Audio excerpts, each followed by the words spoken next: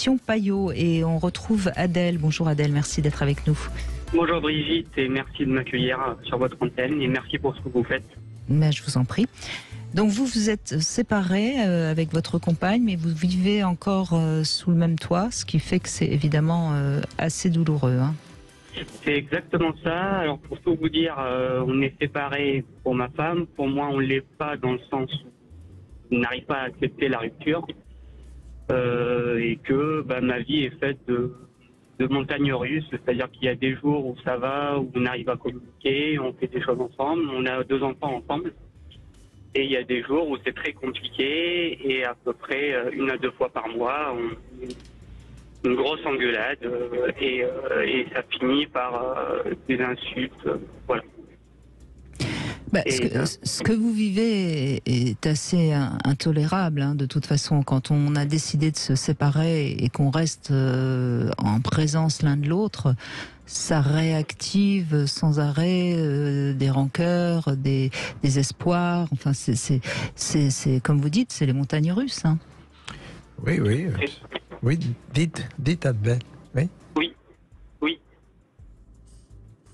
Oui, c'est très compliqué. C'est ce que vous appelez chagrin d'amour. Il y a des jours où, voilà, il suffit d'un petit mot doux, d'un petit geste, d'un petit signe positif, un petit signal pour me redonner espoir, je n'arrive pas à passer à autre chose si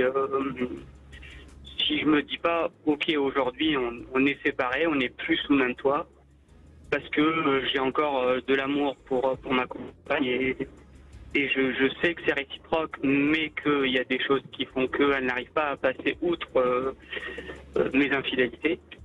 Et ça, c'est très compliqué à vivre. Oui, comme quoi il y a la douleur d'aimer et la douleur d'être séparé. Exactement. C'est la douleur d'être séparé tout en étant lié, parce que c'est ça que vous me dites. C'est exactement ça. C'est qu'on est séparés, mais on vit ensemble. Oui. Pour des raisons matérielles, j'imagine. Hein.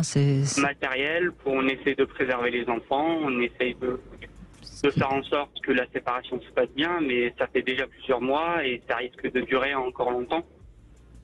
Et je suis dans l'impasse parce que émotionnellement c'est très dur.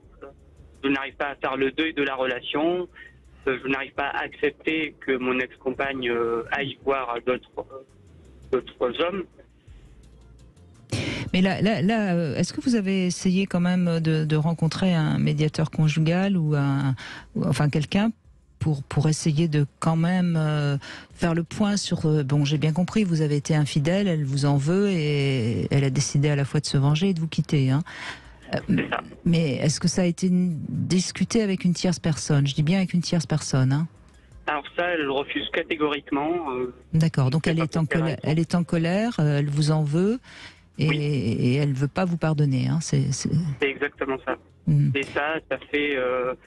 Alors ça s'est passé en 2 temps en fait. Elle a découvert ma dernière relation, sauf qu'il n'y en a pas eu qu'une. Donc elle a fini par découvrir qu'il y en a eu 2 autres.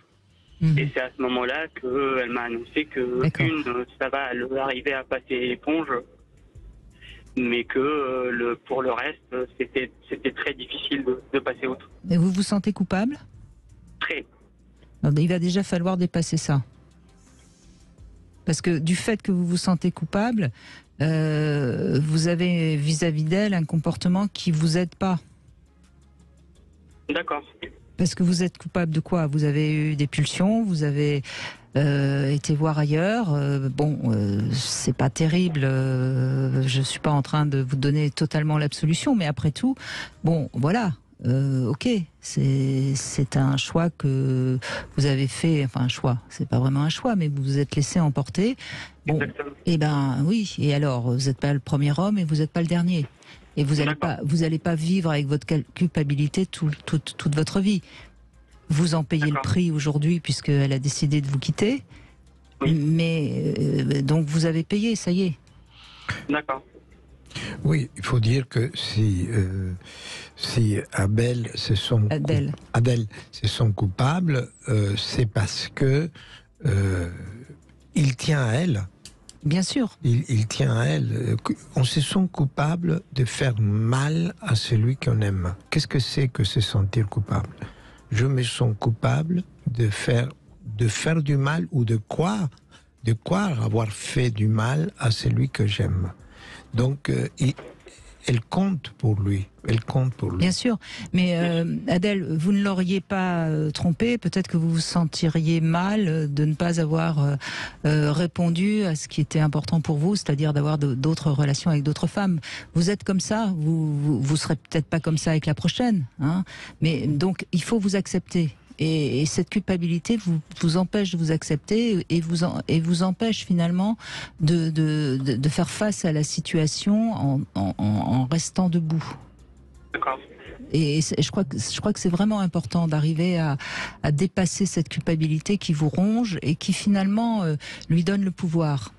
Et moi, je pense que je ne sais pas ce que sera, comment vous allez réussir à vous séparer, mais là, vous êtes vous êtes 100% le fautif, et donc elle a 100% le pouvoir, et vous êtes comme ça malmené. Bien sûr qu'elle souffre aussi, mais il ne faut pas qu'elle en profite pour vous faire payer trop cher vos infidélités. En tout cas, moi, c'est le message que j'ai envie de vous faire passer. On est en fin d'émission, Adèle, je suis désolée, mais on peut vous reprendre éventuellement demain si vous le désirez. Merci beaucoup, docteur Nazio.